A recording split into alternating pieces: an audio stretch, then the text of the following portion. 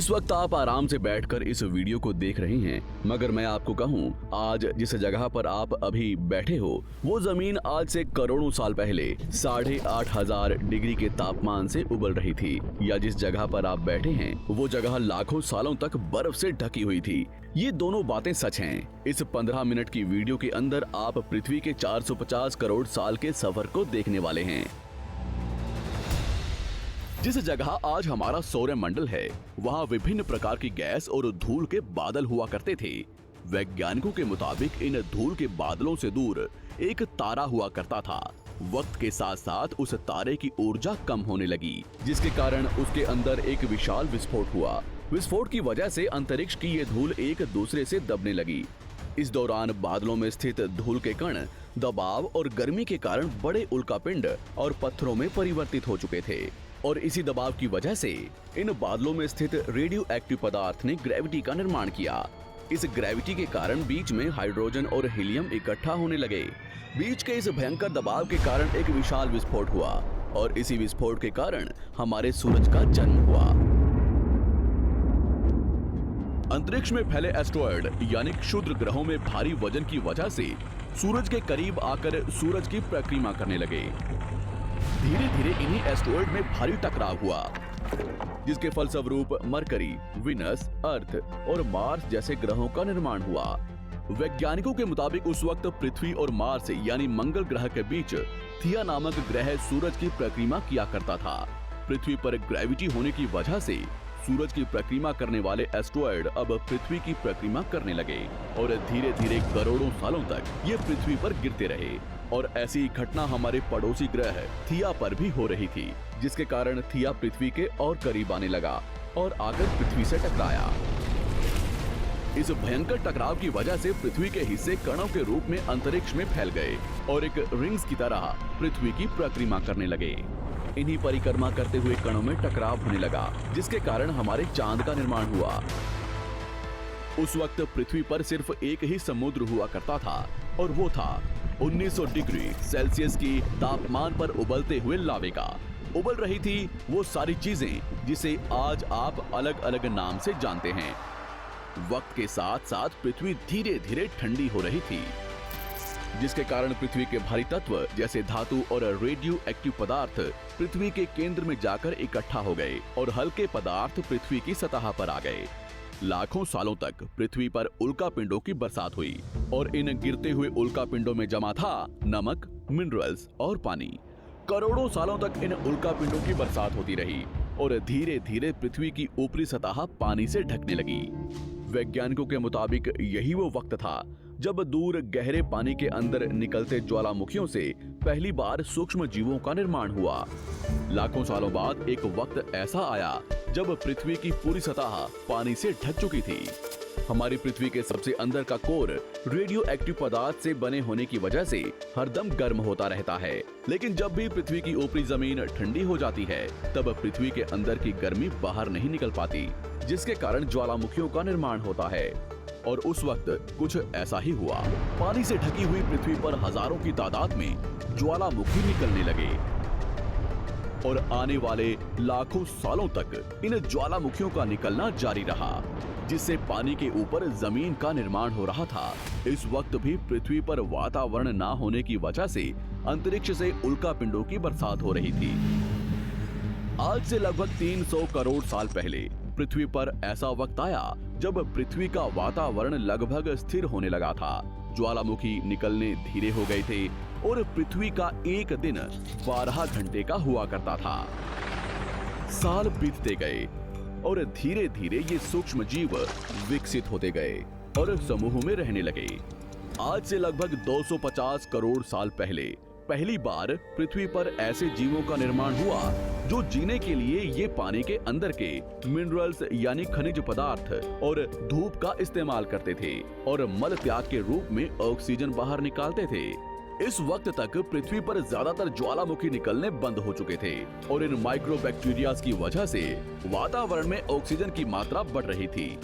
वातावरण में ऑक्सीजन बढ़ने की वजह से पृथ्वी का वायुमंडल बनना शुरू हुआ, और आने वाले हजारों सालों तक वातावरण में ऑक्सीजन की मात्रा बढ़ती रही।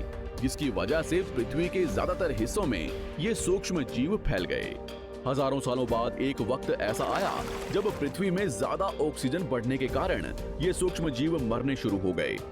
उस वक्त तक पृथ्वी का वातावरण ठंडा होने के साथ साथ ऑक्सीजन से भी भर चुका था, जिसके कारण जमीन और वातावरण में स्थित आयरन यानी लोहे के मिनरल्स पानी में स्थित ऑक्सीजन से रिएक्ट होने लगे। और एक वक्त ऐसा आया जब पृथ्वी की जमीन आज के मार्स के जैसे लाल हो चुकी थी। वक्त बीतने के साथ साथ धरती की टेक्टोनिक प्लेट्स में दरार होने लगी, जिसके कारण पृथ्वी के अंदर का लावा जमीन की तरह कई लाखों सालों तक खुला उबलता रहा। और यही वो कारण था जिसके कारण पृथ्वी के वातावरण में कार्बन डाइऑक्साइड की मात्रा बहुत बढ़ गई और पृथ्वी पर एसिड की वर्षा शुरू हो गई।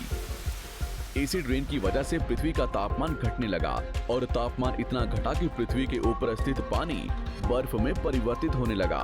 पृथ्वी पर पहली बार भयंकर आइस एज आया। इस वक्त पूरी पृथ्वी सफेद बर्फ से ढक चुकी थी। आमतौर पर जब धरती पर सूरज की किरणें गिरती हैं, तब जमीन उन किरणों को सोख लेती है, मगर क्योंकि पूरी पृथ्वी बर्फ से ढक चुकी थी और क्योंकि बर्फ सफेद और चमकीली होती है, जिसके कारण सूरज की किरणें धरती पर गिरने के बाद वापस चली जाती थी। इसी कारण से पृथ्वी कई लाखों सालों तक बर्फ से ढकी रही, मगर फिर से पृथ्वी के अंदर स्थित गर्मी ज्वालामुखी के रूप में निकलना शुरू हो गई और इन ज्वालामुखियों से निकलने वाली गर्मी ने बर्फ को पिघलाना शुरू कर दिया। इसी बीच पृथ्वी की गहराई में बचे कुछ सूक्ष्म जीव धीरे धीरे बदल रहे थे और अब वो ऑक्सीजन को अपने शरीर को बड़ा और जटिल बनाने के लिए इस्तेमाल करने लगे थे। इस बीच पानी में अलग से भी छोटे समुद्री पौधे निकलने शुरू हो चुके थे।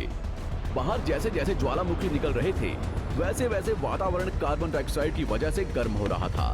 वक्त के साथ साथ बर्फ तो पिघलने लगी, मगर धरती पर फिर से एसिड की वर्षा शुरू हो गई, जिसके कारण फिर पृथ्वी ठंडी होने लगी। समुद्री जीव धीरे धीरे वातावरण के हिसाब से विकसित हो रहे थे। इस बीच कई सारे जीव और समुद्री जंगल्स विलुप्त हो गए, मगर जो बच गए वो धीरे धीरे पृथ्वी के बदलते तापमान के हिसाब से ढलते गए और अब हजारों सालों बाद समुद्री पेड़ बर्फ की वजह से पूरी तरह से मरते या सूखते नहीं थे। अब सूक्ष्म जीव समुद्री जीव बन चुके थे। जब फिर से ज्वालामुखियों ने पृथ्वी की बर्फ को पिघलाना शुरू किया, तब ये समुद्री पेड़ जल्दी विकसित होकर फैल गए। धीरे धीरे वातावरण में ऑक्सीजन की मात्रा बढ़ने लगी और पृथ्वी पर होने वाली एसिड की वर्षा कम होने लगी। वातावरण में ऑक्सीजन आने की वजह से पृथ्वी की ओजोन लेयर्स मोटी होने लगी और आज से लगभग 47 करोड़ साल पहले पृथ्वी की ऊपरी सतह पर पहली बार मोसोस नामक प्लांट उगना शुरू हुआ। वक्त के साथ साथ जमीन पर अलग अलग प्रकार के पौधे और पेड़ उगना शुरू हुए। एक वक्त ऐसा आया जब जमीन के पेड़ों की लंबाई लगभग 80 से 100 फीट जितनी या आज के 5 से 6 मंजिला बिल्डिंग जितनी ऊंची हो चुकी थी। ये वो वक्त था जब समुद्री जानवर समुद्र से बाहर निकल रहे थे और जमीनी जानवरों में परिवर्तित हो रहे थे। धरती की ज्यादातर जमीन एक जगह इकट्ठी हो चुकी थी, जिसे आज हम पैंजिया महाद्वीप के नाम से जानते हैं। पृथ्वी का वातावरण और तापमान लगभग स्थिर हो चुका था और अब करीब 21 से 23 घंटे का दिन हुआ करता था। अब समुद्री जीव पानी से बाहर रहने लगे थे और वातावरण के हिसाब से उनके शरीर का रंग रूप बदल रहा था। धीरे धीरे ये जमीनी जानवर डायनासोर्स में परिवर्तित हो गए। जिन डायनासोर्स ने पेड़ पौधे खाने शुरू कर दिए, उनका शरीर लंबा और विशाल रूप से विकसित होने लगा। कुछ डायनासोर्स शिकार किया करते थे, जिसके कारण वे छोटे और तेज होते चले गए।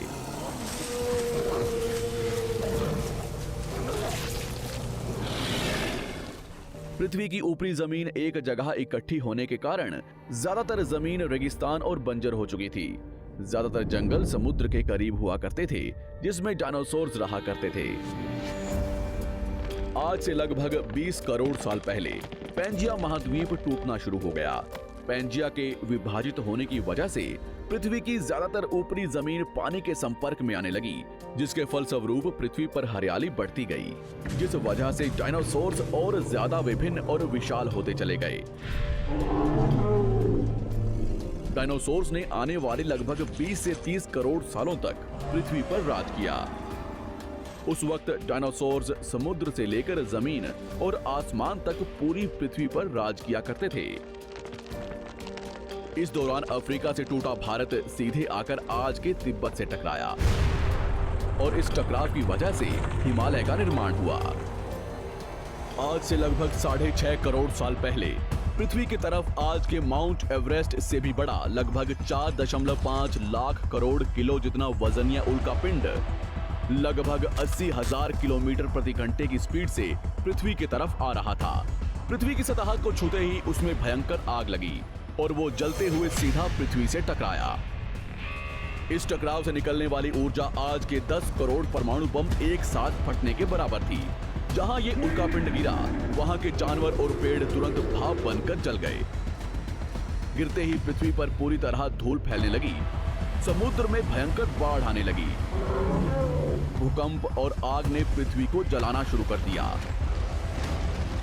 कुछ ही घंटों में पूरी पृथ्वी के वातावरण में हानिकारक गैस और धूल की वजह से पृथ्वी नर्क हो चुकी थी।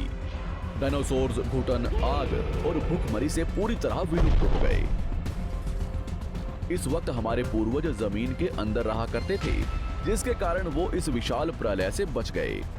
पृथ्वी का वातावरण पूरी तरह से काला और अंधेरा हो चुका था, जिससे धूप भी जमीन तक नहीं पहुंच पा रही थी।